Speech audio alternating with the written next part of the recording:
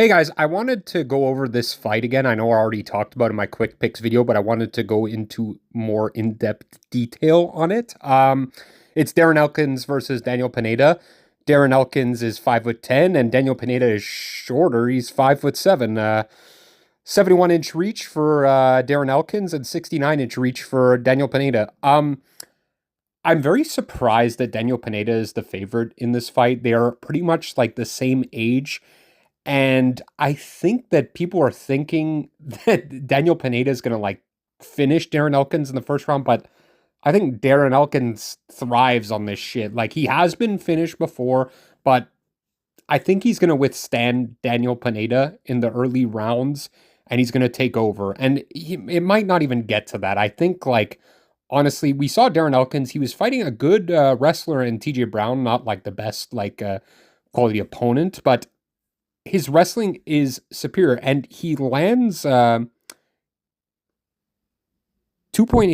takedowns per 15 minutes. Okay takedowns, but he does control very well, and he is dangerous the whole time, and like has good submissions and good striking. He's capable of knocking people out as well. It's been a bit of a break for him. It's been about a year since he last fought.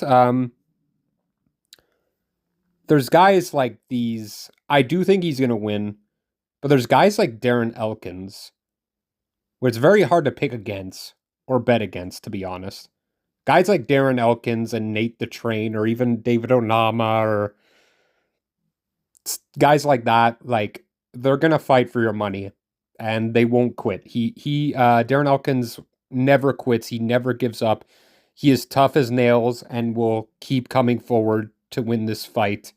And he'll love every minute of it, even if he loses. It's going to be a great time watching this fight. So, yeah, I'm going to be going with Darren Elkins to probably get the submission in round 2. But I would just stick with the money line. He is a slight underdog. It's a perfect because he could win submission, KO, or decision, honestly.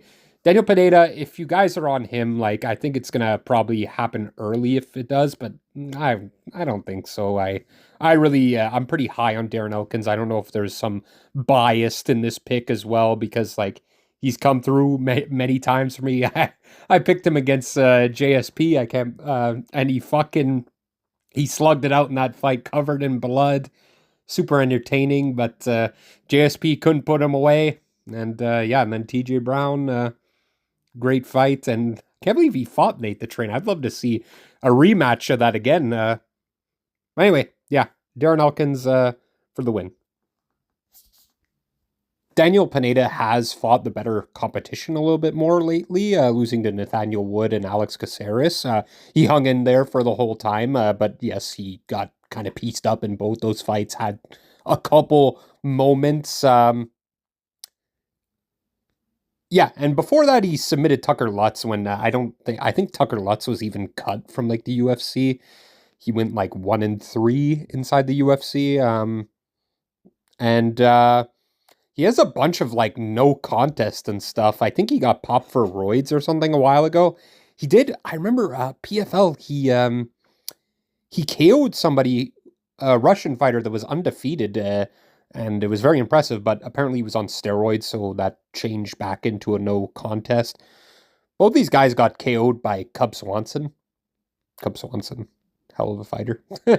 Yeah, he does have good wrestling and very good submissions. Very dangerous, Daniel Pineda.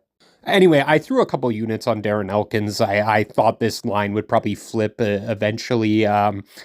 Even if he loses, I'm not going to regret. Like, I think like he's going to fight for my money anyway. And yeah, I really do think he wins. Otherwise, I wouldn't bet on him. So yeah, this should be a great fight.